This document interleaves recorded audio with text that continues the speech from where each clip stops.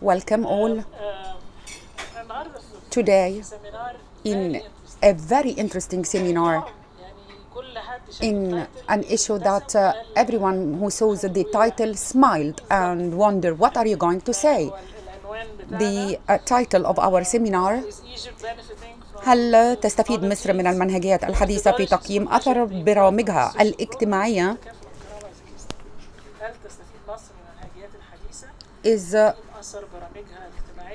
Is Egypt benefiting from new methodologies for measuring the impact of its social program? تكافل وكرامة is a very important program because literally we put all our money in this program. Whenever we talk about poverty, so we mention تكافل and كرامة. Whenever we mention government, we talk تكافل and كرامة. So it absorbs lots of money. We would like to know if this program active, what's the points of the program. Let's start by reading the CVs of the participants. I'm going to start with those guests on the Zoom. The CVs are written in English. First of all, Scott Cunningham is the Ben Williams Professor of Economics at Baylor University in Waco, Texas.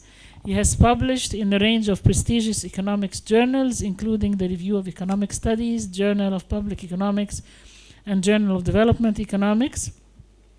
Scott is the author of the well-received book Causal Inference, the mixtape published by Yale University Press in 2021. He's quite an expert in causal inference and in assessment of impacts of different programs.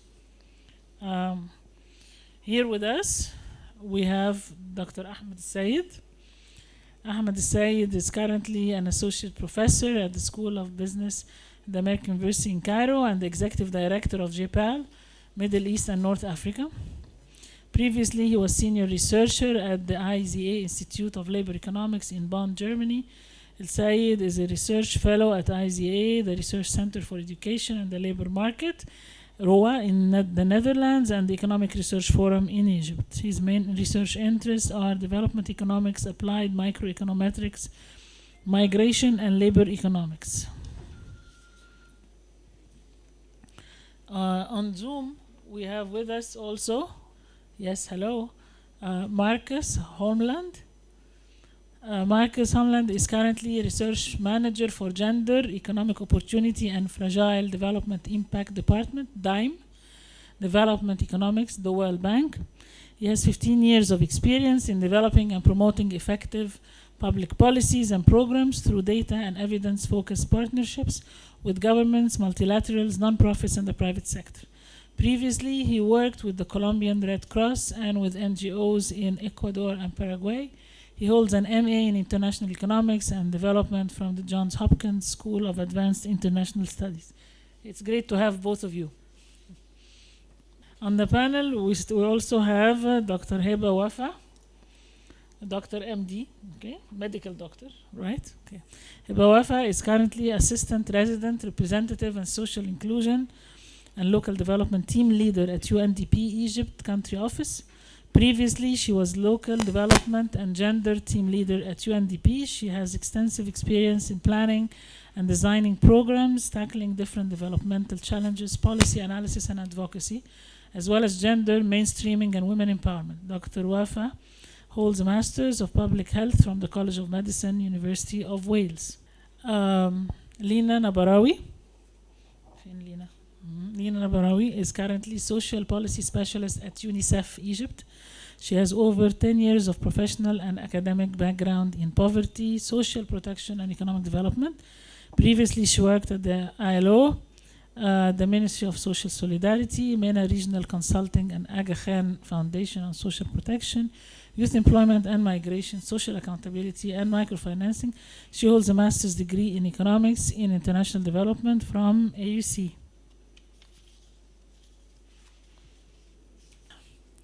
Last but not least, Dr. Hania Shulami, who's before everything, she's a great friend of mine, and she's a great professor of anthropology at the American University in Cairo. مش عارفة ازاي يعني ده حصل بس She's associate research professor at the Social Research Center. You see, very important and very relevant to today's session. She's one of the key designers of تكافل الكرامة program. Okay. I'm going to shift to Arabic very soon, so put your earpiece on. Okay. All right. We have a wide panel today in the ECES, but actually it's a very interesting subject to have these experts in the new methodologies, the group of the ECGs, the donors that they evaluate and assess the social programs, the World Bank, the UNICEF, and the UNADP, and Japan, and our expert, Dr. Hania El-Shalakami, the designer and the assessment of the current program. Let's start. We are going to do a quick presentation that we conducted this research in the ECES, tackling or shedding the light on some realities on تكافل and كرامة program. تكافل and كرامة, this program, the program started in March 2015, and it's divided into two sub-programs. One is a conditioned program, which is تكافل, and the conditions are that all the children in the family from 6 to 18 years old are registered in the schools and with a percentage of attendance not less than 80%. The program focus on sending the children to schools, the mother to attend at minimum 3 medical sessions,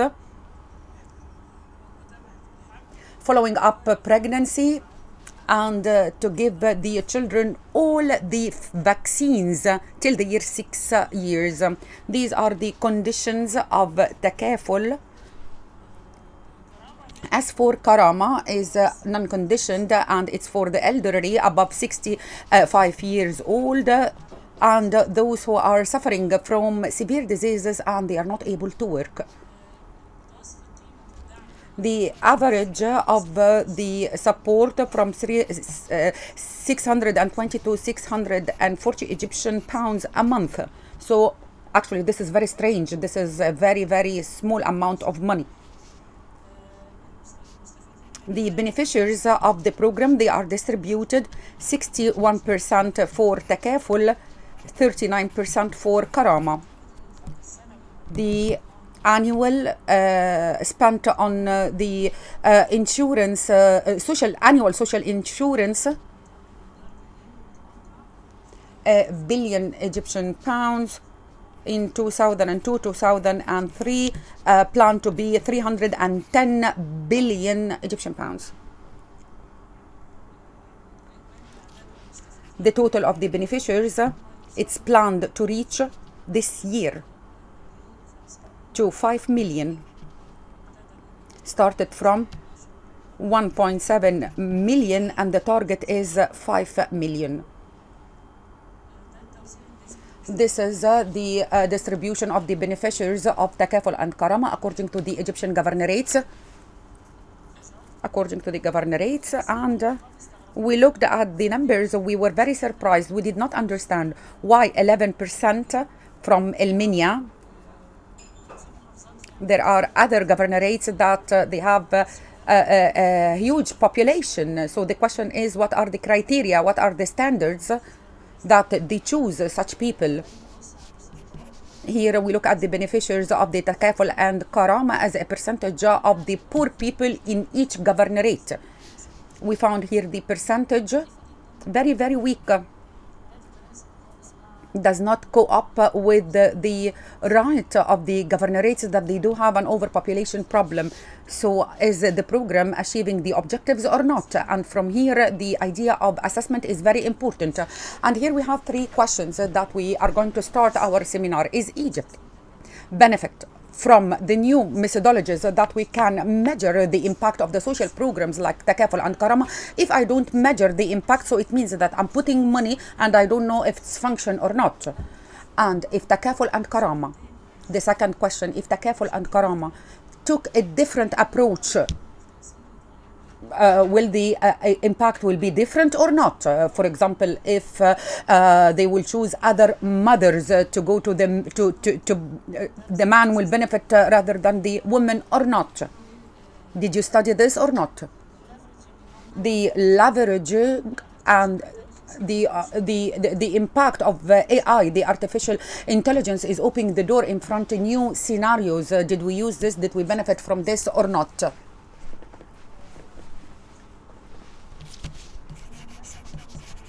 These are very simple slides, and then we are going to start without any delay with the presentation of Mr. Scott. Mr. Scott, are you ready? The floor is yours, sir, with your presentation. Yeah, Okay. you have 20 minutes, Scott. Okay, All right. please. Okay, I'm going to talk about causal inference in general, as well as provide some an overview of this impact evaluation of the two programs. So what is causal inference? First thing we're going to do is I'm just going to briefly explain a little bit about what this area of causal inference is, why it's important, and what's at stake. And I'm going to talk about the value of the controlled randomization and what we can do when we can't do a controlled experiment. And then I'm going to go into the 2018 evaluation. So this area called causal inference is extremely popular right now.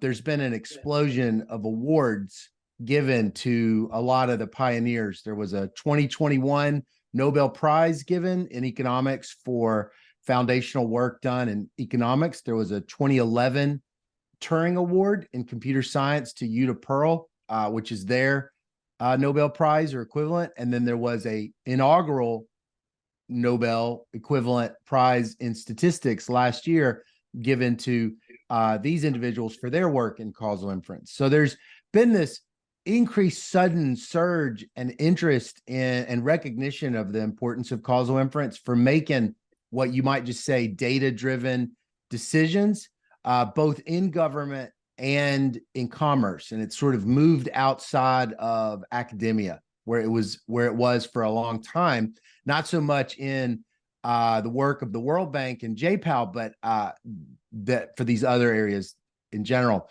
And it's gradually, or rather quickly, sort of exposed the problems with these simpler correlational methods. So it's an exciting time. So the kinds of questions you're asking in these causal decisions are things like this. Would a mandatory vaccination law cause the spread of COVID to reduce? Would an early reading curriculum have any impact on youth literacy? And how much, if anything, will a cash transfer program impact a family's overall well-being? So there's this ladder of causation that's usually suggested that people that try to understand these things should go through. It starts with just simply paying attention and observing what's naturally occurring in the world. When you have a decent or a very good expert understanding of what's happening in the real world, you're usually then supposed to embark on some sort of intervention, as was done with this policy. And then once that intervention is done, the goal is to try to reason out what would have happened to these people had the program never existed. And they call the last one the counterfactual because it didn't happen. And that's what makes causal inference a deep, deep problem. Because if we have to know what would have happened to these people had they not had any participation in a program, then by definition, we can't know it because that doesn't exist. So what causal inference methods do is they try to find situations and reasons for estimating those missing events. And to do that, you need assumptions that are based on reality, that sort of reflect the nature of the participation in those programs. You need good data and you need appropriate statistical methods to go with it. So if you don't address these things, you can end up with coming to the exact opposite conclusion of what's the impact of the programs are having. So to give an illustration, consider two groups of people. One group of people have very severe COVID symptoms, and another group of people have milder symptoms. And the people who have very severe symptoms are placed on ventilators. And people might want to know, what's the effect of the ventilator on survival from COVID? But the problem is, you're going to always find that the people on the ventilators die at much higher rates than the people who are not. And the reason is because the people on the ventilators were always sicker than the people that weren't. And so you have this problem called selection bias.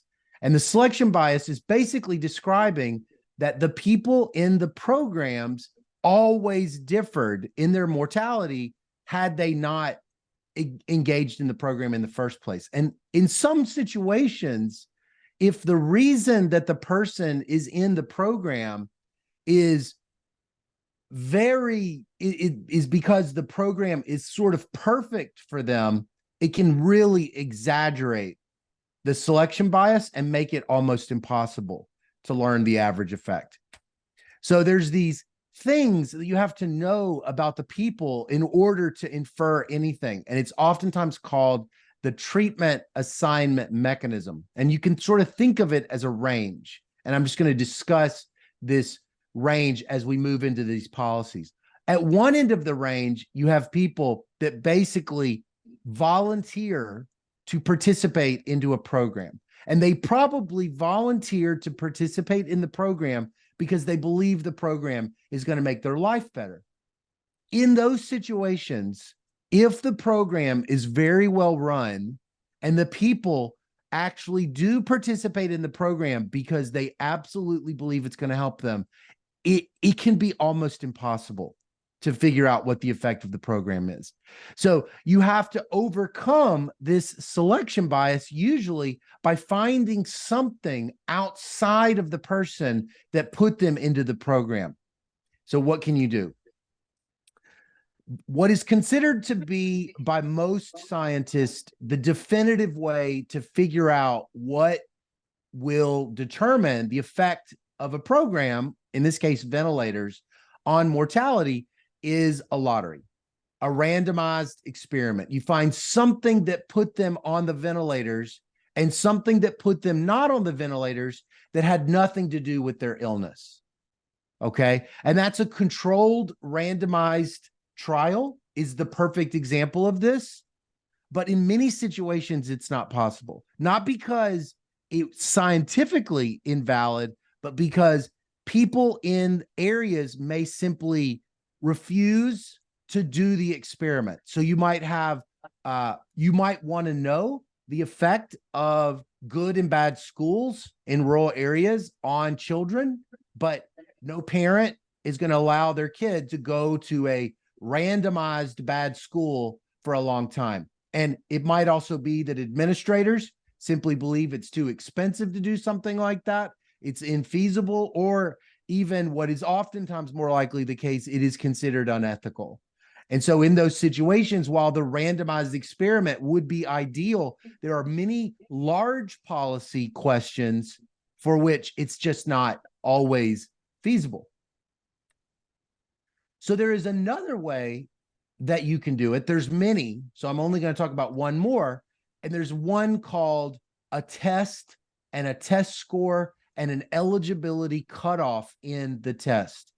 And this is a situation called regression discontinuity, which is what the authors of the IFPRI 2018 study used to study the impact of the two programs on a variety of well-being outcomes. And I want to now talk about that.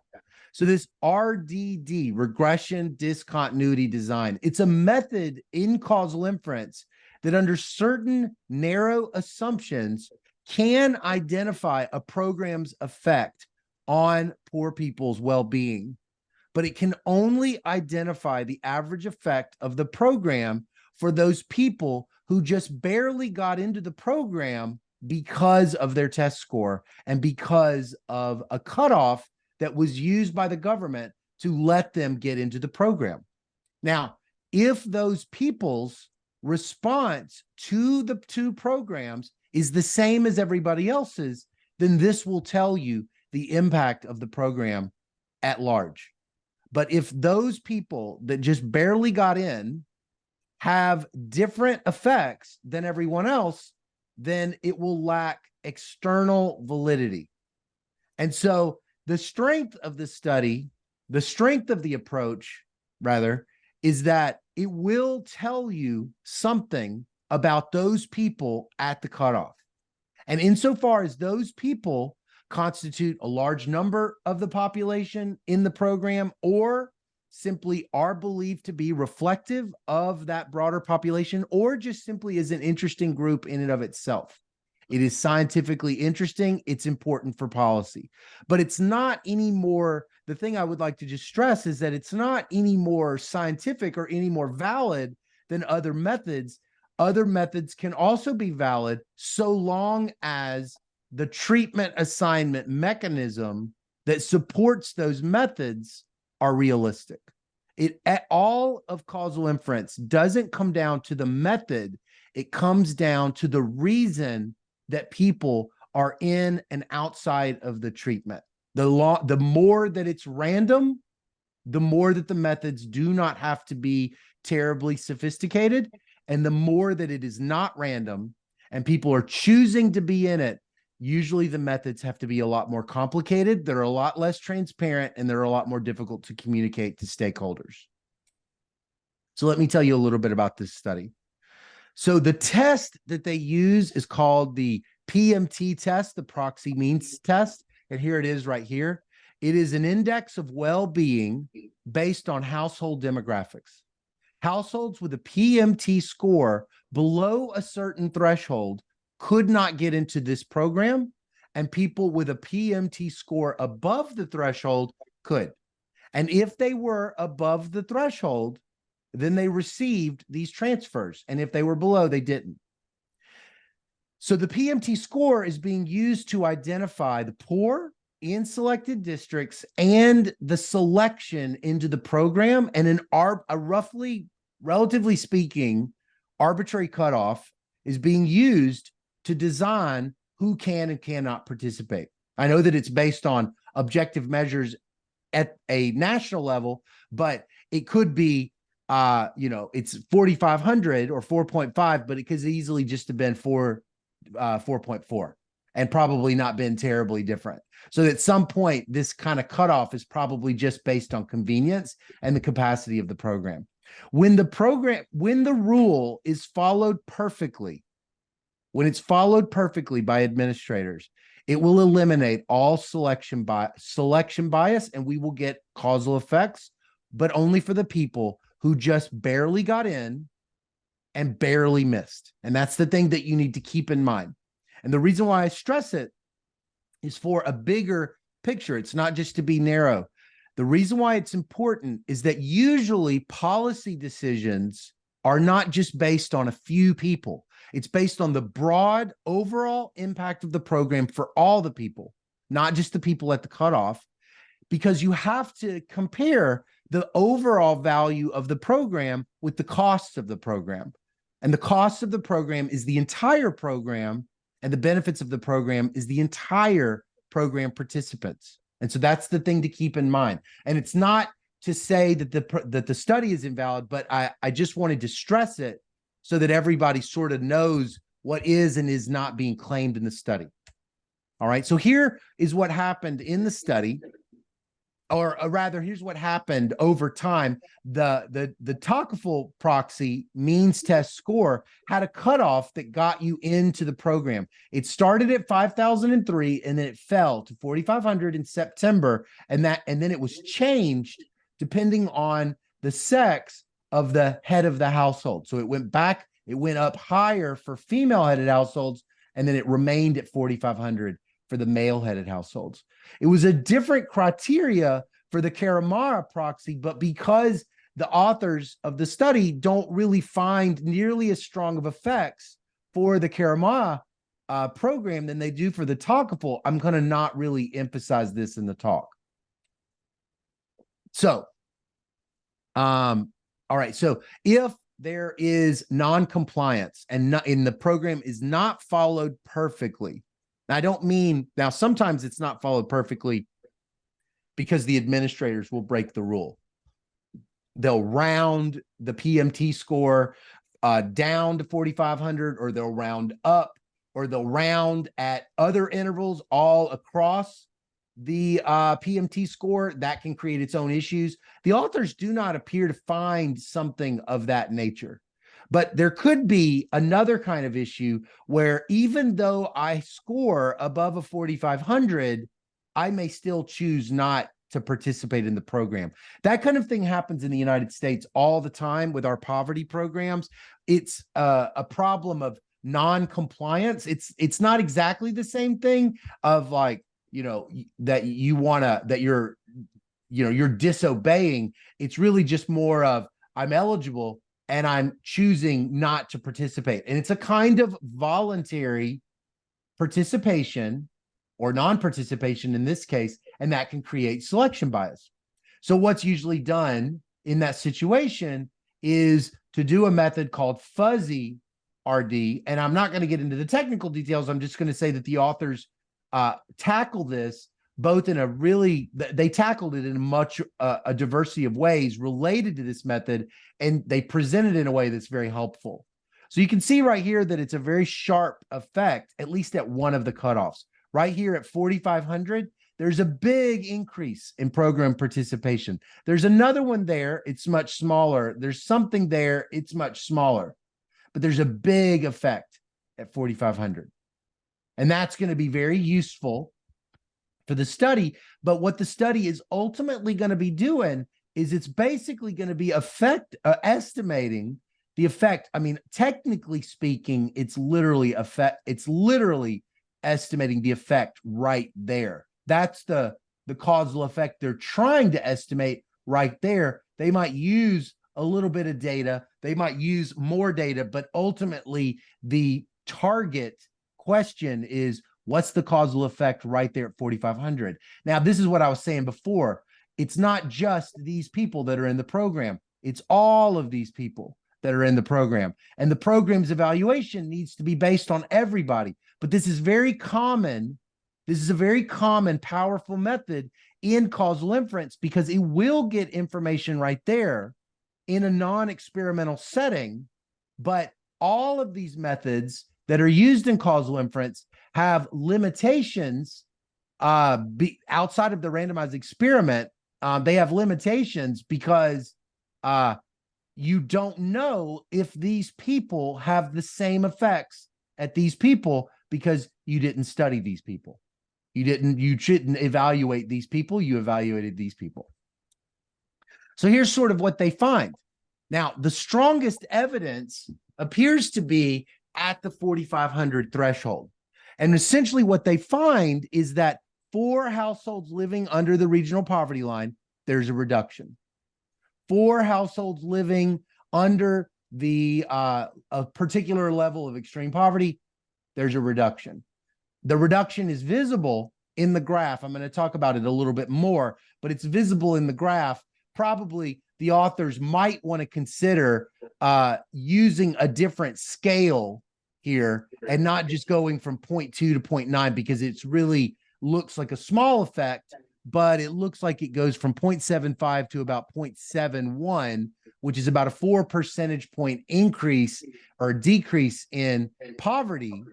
And it's harder to really see that. So here they also look at how much money they spent on food. And here's the effect. It's got a lot of white space, and the authors, again, might just want to delete that. And then it also has an effect on spending per adult equivalent unit there. So these are kind of the visualizations that you're typically wanting to see in these kinds of studies, and the authors are doing it. And it's very helpful with this to kind of communicate to stakeholders exactly what this is doing. Everybody sort of understands when they see it. Oh, it fell. Oh, it fell. Oh, it increased. Oh, it increased. And it's very easy to communicate. It's one of the powers of the methods.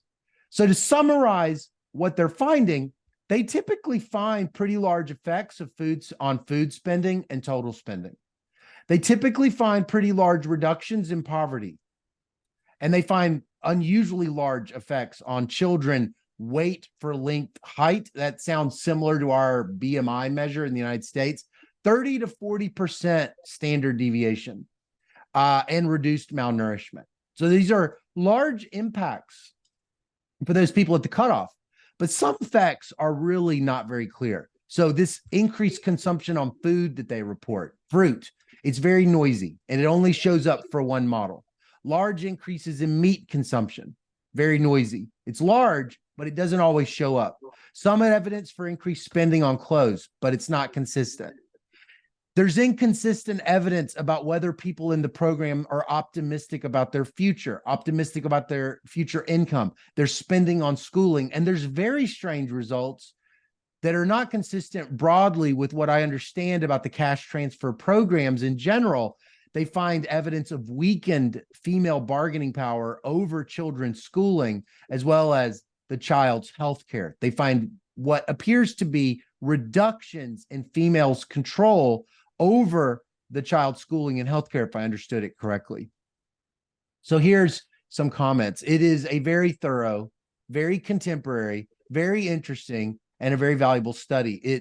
I highly encourage everyone to study it very closely, and then I encourage more reevaluations to be done to confirm it, to see how robust the results are, as there's many pieces of good news, and there's lots of what we would call in statistics null results, results that do not appear to be very strong.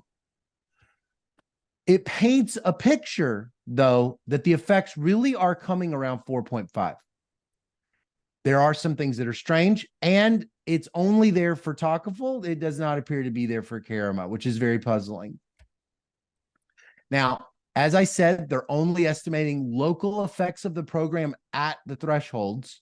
That's the strength and the limitation of the study. It means you cannot learn impacts for anybody else. You can for these people, but if these people are not representative of everybody else, you will not be able to calculate what the average value of the program is. All right, so future work is going to need, in my opinion, to move beyond the regression discontinuity design, because the regression discontinuity design is only able to get, especially the fuzzy, is only able to get these average effects for the participants that were assigned into the program because of their eligibility. I think more pictures need to be presented to communicate the findings. The paper is very long. It's 150 pages. Probably people are not going to read 150 pages. And so I would consider them to possibly present something like this, to just sort of summarize a lot of coefficients in a box plot. This is from a different study, and maybe present it more as standard deviations from the mean so that everything can be compared. That's one thing that I think would help people sort of digest and know what to do next. Technical matter, the strongest, quote, instrument is at the 4.5. They use, though, all of the eligibility thresholds as, quote, instruments for participation. And that, I think, is going to create what's called a weak instrument problem. And that can lead to bias in the estimates. So I would prefer they basically recenter all of the scores into a single score and then interact that score, the eligibility threshold, with everybody's score. That's the more canonical way to do this method. I can give the rest of this to the authors. So highly encourage the authors. There's some strange things with the equations that I had some questions about. I'm not positive that things are done in the way that I understand it, but if they are doing it the way that I understand it, I don't think it's correct. The first and the second stage of these methods have to have the same controls, even when you do the predicted value. So I would encourage them to use standardized packages and not do it manually, because that will guarantee that it's done. And I also think that they're going to need to show pictures of all the dots that you normally see with these methods, so that these linear fits don't look like they're just fitting noise. Okay. So credible causal inference, needs to always reflect the reasons that people get into the program. All methods are equally scientific so long as they match the reasons people are in the program.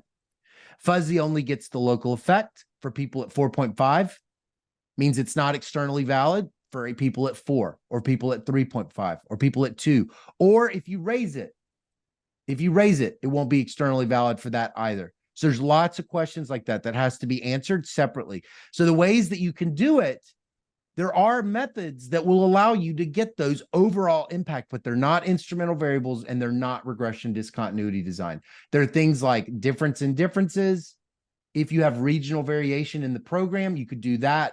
Or if you have lots and lots of information at baseline about these individuals, which I know the authors are saying that they don't, but if you did, you can use some of these machine learning methods like causal forests or double debiased machine learning and really drill down on all this unique diversity in the response to the program and maybe even redesign the program in a way that's targeted at the people that are most likely to benefit and really determine what the cost benefit of the program truly is.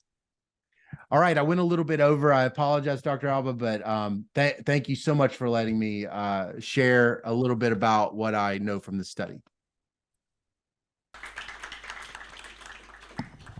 Thank you, Scott. Thank you very much. That was very interesting and very useful to talk about the causal inference at the beginning and your assessment of the studies that were done actually by IFPRI for the program Takaful and Karama. I just want to mention two important statements that you made. That the methodology used is good, but it captures only the situation of the people who are at the cutoff, okay? And this is both a strength and a weakness of the program because it does not capture the rest, and definitely not all people are in this category. And then the bigger and more important statement is when you said that the overall value of the program has to be assessed against the cost. And this is really, really critical. How much are they gaining out of this program in comparison to the funds that we are putting in? So thank you very much for your input.